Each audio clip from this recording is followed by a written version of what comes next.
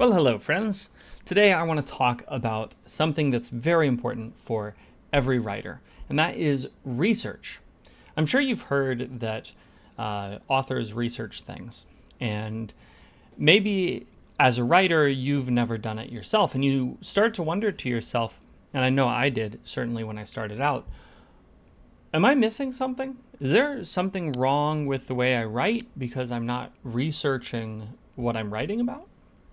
Well, I want to dispel that myth right now. There are a lot of different ways to research, and I'm going to talk about 3 of them today to get you started.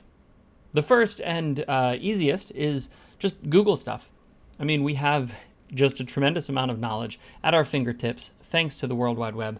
And do people call it that anymore? Am I just really old? I feel like I'm probably really old. Anyway, the World Wide Web, or the Internet, as it is actually called, contains huge amounts of information about practically everything. For example, I recently did some research on what kind of bones make the best weapons.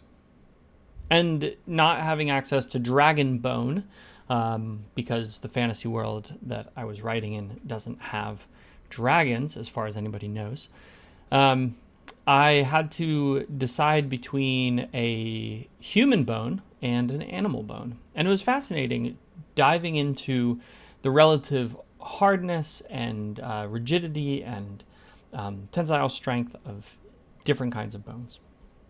Anyway, Google is your friend, the easiest place for you to get answers. However, the internet has a problem, and that is that it's really good at declaring facts. It's less good at helping you understand how those facts are true. Now, you might be wondering, what does it mean to know how something is true? Don't you just want to know that it is true? Sure, you can look at a fact as sort of an objective thing that exists, but more often than not, a fact is something that only is true in particular contexts. For instance, I could say, I am large. That is true, but also only true in particular contexts. If we are talking about a scale of me and my children, then I am large. I'm larger than them, at least. But if we're talking on a universal scale, I am not large at all. I'm tiny.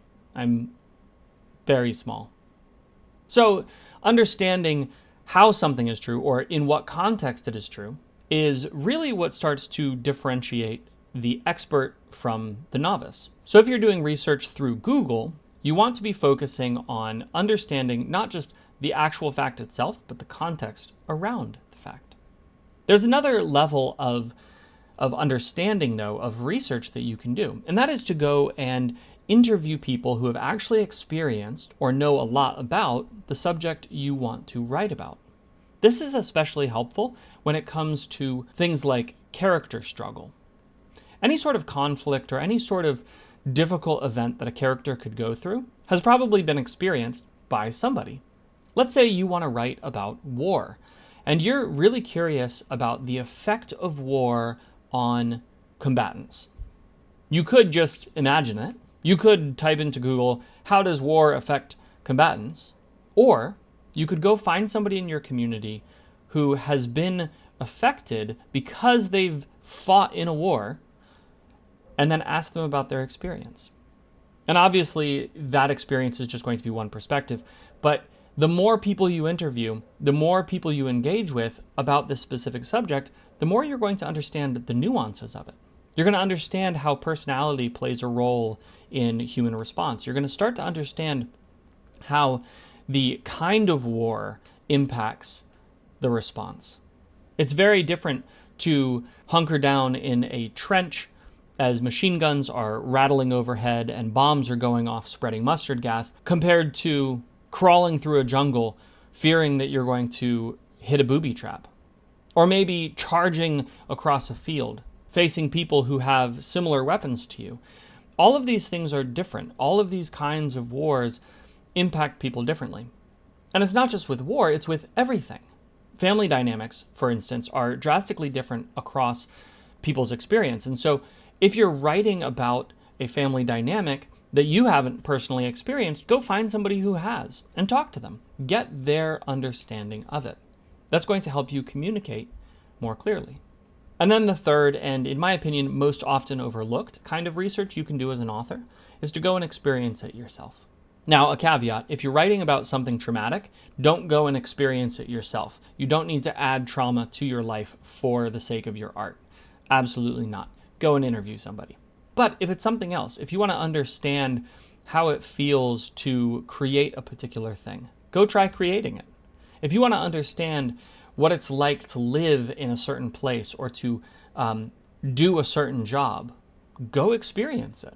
Almost all of the best writers throughout history had tons of different jobs, tons of different experiences, lived in tons of different places, and those experiences shaped their words, shaped their stories, shaped how they communicated. And you can do the same exact thing. You don't even need to spend a lot of money to do it. Go find a restaurant, explain what you're trying to do, and ask them if you can volunteer.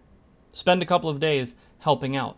Often you can actually do the last two types of research, interviewing and experiencing, in concert. You can do them together, right? Let's say you wanted to know what it was like to work on a fishing ship. You could go and find a professional fisherman and you could ask him, hey, what is it like to work on the ship? And after interviewing, you could say, hey, would you mind if I came along and volunteered my time to help you bring in a catch? So these are three ways that you can deepen your understanding of the world through researching what you're writing about. Anyway, I hope it's helpful. If you're getting value out of these videos, I'd really appreciate it if you would like, subscribe, and comment down below. Let me know what it is that you're curious about, what it is you might go and research, and of these three methods, which are you most likely to use?